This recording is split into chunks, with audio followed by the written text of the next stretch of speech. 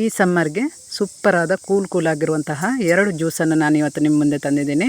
Musk melon juice ಹಾಗೆಯೇ ಪೇರಳೆ ಅಥವಾ ಸೀಬೆ ಹಣ್ಣಿನ ಮಿಲ್ಕ್ ಶೇಕ್ ಯಾವ ರೀತಿ ಮಾಡೋದಂತ ನೋಡ್ಕೊಂಬರೋಣ. ಎಲ್ರಿಗೂ ನಮಸ್ಕಾರ, ನಾನು ನಿಮ್ಮ ವೀಣಾ ಸತೀಶ್. ಮೊದಲಿಗೆ ಪೇರಳೆ ಅಥವಾ ಸೀಬೆ ಹಣ್ಣು ಇದೆಯಲ್ಲ, ಅದರ ಮಿಲ್ಕ್ ಶೇಕನ್ನೇ ನಾವು ಯಾವ ರೀತಿ ಮಾಡೋದಂತ ನೋಡ್ಕೊಂಬರೋಣ.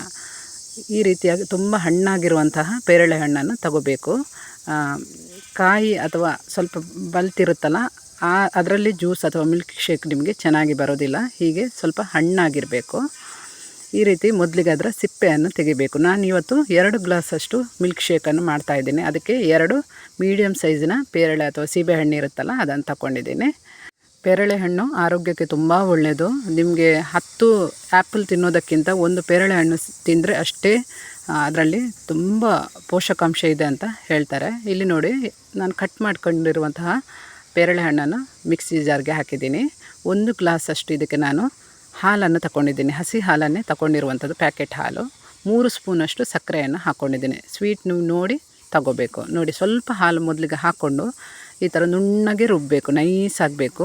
ನಿಮಗೆ ಅದರ ಒಳಗಡೆ ಇರುವಂಥ ಸೀಡ್ಸ್ ಅಥವಾ ಸಣ್ಣ ಸಣ್ಣ ಬೀಜ ಇರುತ್ತಲ್ವ, ಅದು ಬೇಡ ಅಂದರೆ ನೀವು ಇದನ್ನು ಸೋಸಿ ಕುಡಿಬೋದು. ನಾನು ಡೈರೆಕ್ಟಾಗಿ ಇದನ್ನು ಜ್ಯೂಸನ್ನು ಮಾಡ್ತಾಯಿದ್ದೀನಿ, ಸೋಸ್ತಾ ಇಲ್ಲ. ನೋಡಿ, ಸ್ವಲ್ಪ ಐಸ್ ಕ್ಯೂಬ್ ಹಾಕೋಬೇಕು. ಕೋಲ್ಡಾಗಿ ಚಿಲ್ಡಾಗಿರುತ್ತೆ, ಟೇಸ್ಟಿಯಾಗಿ ಬರುತ್ತೆ ಈ ಮಿಲ್ಕ್ ಶೇಕ್.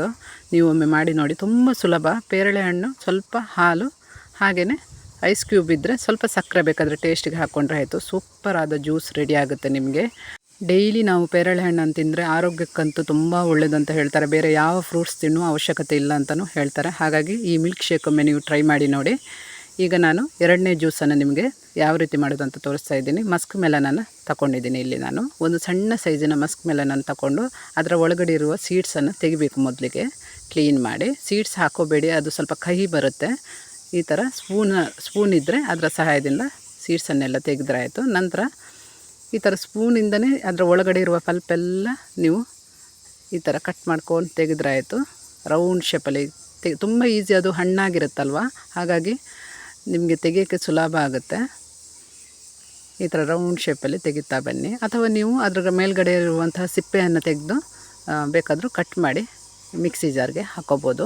ನನ್ನ ಹಿಂದಿನ ವೀಡಿಯೋದಲ್ಲಿ ಮಸ್ಕ್ ಮೆಲನ್ ಮಿಲ್ಕ್ ಶೇಕಲ್ಲಿ ನಾನು ಯಾವ ಥರ ಕಟ್ ಮಾಡೋದು ಮಸ್ಕ್ ಮೆಲನನ್ನು ಅಂತ ತೋರಿಸಿದ್ದೀನಿ. ನೋಡಿ, ಇಲ್ಲಿ ನಾನು ಎಲ್ಲ ಅದರ ಒಳಗಡೆ ಇರುವಂತಹ ಪಲ್ಪನ್ನು ಈ ಥರ ಸ್ಪೂನ್ ಸಹಾಯದಿಂದ ತೆಗಿತಾ ಇದ್ದೀನಿ. ಮಸ್ಕ್ ಮೆಲನ್ ಜ್ಯೂಸು ಹಾಗೆ ತುಂಬ ಟೇಸ್ಟಿಯಾಗಿ ಬರುತ್ತೆ ಮತ್ತು ಆರೋಗ್ಯಕ್ಕೆ ತುಂಬ ಒಳ್ಳೆಯದು, ತುಂಬ ತಂಪು ಇದು. ಇಲ್ಲಿ ನೋಡಿ, ಒಳಗಡೆ ಇರುವ ಪಲ್ಪೆಲ್ಲ ಕ್ಲಿಯರಾಗಿ ತೆಗೆದಿದ್ದೀನಿ. ಈಗ ಮಿಕ್ಸಿಗೆ ಇದನ್ನು ಹಾಕೋಬೇಕು. ಇದಕ್ಕೆ ಟೇಸ್ಟಿಗೆ ಎಷ್ಟು ಬೇಕೋ ಅಷ್ಟು ಸಕ್ಕರೆ ಹಾಕ್ಕೊಳ್ಳಿ. ಇಲ್ಲಿ ನಾನು 3ರಿಂದ 4 ಸ್ಪೂನಷ್ಟು ಸಕ್ಕರೆಯನ್ನು ಹಾಕ್ಕೊಂಡಿದ್ದೀನಿ. ನಂತರ ಈ ಥರ ಮಿಕ್ಸಿ ಜಾರಿಗೆ ಹಾಕ್ಕೊಂಡು ಇದನ್ನು ನೈಸಾಗಿ ಪೇಸ್ಟ್ ಮಾಡಬೇಕು. ನೀರು ಹಾಕೋ ಏನೋ ಅವಶ್ಯಕತೆ ಇಲ್ಲ, ಅದರಲ್ಲೇ ನೀರಿನ ಅಂಶ ತುಂಬ ಇರೋದ್ರಿಂದ ಅದು ನೈಸ್ ಪೇಸ್ಟ್ ಆಗುತ್ತೆ ನಿಮಗೆ. ಇದ್ರ ಜೊತೆಗೇ ಸ್ವಲ್ಪ ಐಸ್ ಕ್ಯೂಬ್ ಹಾಕ್ಕೊಳ್ಳಿ. ಕೋಲ್ಡಾಗಿ ಚಿಲ್ಡಾಗಿ ನಿಮಗೆ ಜ್ಯೂಸ್ ಚೆನ್ನಾಗಿ ಬರುತ್ತೆ. ಯಾವಾಗಲೂ ಮಿಲ್ಕ್ ಶೇಕ್ ಮಾಡ್ತಾರಲ್ವ, ಮಸ್ಕ್ ಮೆಲನ್ ಮಿಲ್ಕ್ ಶೇಕ್ ಮಾಡ್ತಾರೆ, ಅದರ ಬದಲಿಗೆ ನೀರು ಅಥವಾ ಏನೂ ಹಾಕದೆ ಡೈರೆಕ್ಟಾಗಿ ಮಸ್ಕ್ ಮೆಲನನ್ನು ಸ್ವಲ್ಪ ಸಕ್ಕರೆ ಹಾಕಿ ಐಸ್ ಕ್ಯೂಬ್ ಹಾಕಿ ಈ ಥರ ರುಬ್ಬಿ ನೀವು ಒಮ್ಮೆ ಕುಡಿಯಿರಿ, ತುಂಬ ಟೇಸ್ಟಿಯಾಗಿ ಬರುತ್ತೆ. ಕೊನೆಯಲ್ಲಿ ಸ್ವಲ್ಪ ತಂಪು ಬೀಜ ಅಥವಾ ಕಾಮಕಸ್ತೂರಿ ಬೀಜ ಇರುತ್ತಲ್ವ, ಅದನ್ನು ಹಾಕ್ಕೊಳ್ಳಿ. ನನಗೆ ನೆನಪೋಯಿತು ಮೊದಲಿಗೆ ಹಾಕೋಕ್ಕೆ, ಅಂದರೆ ಗ್ಲಾಸ್ ಕೆಳಗಡೆ ಮೊದಲಿಗೆ ಹಾಕ್ಕೊಂಡು ನಂತರ ಜ್ಯೂಸನ್ನು ಹೊಯ್ಬೇಕು, ಚೆನ್ನಾಗಿರುತ್ತೆ. ಇಲ್ಲಾಂದರೆ ಈ ಥರ ಮಿಕ್ಸ್ ಮಾಡಬೇಕಾಗತ್ತೆ.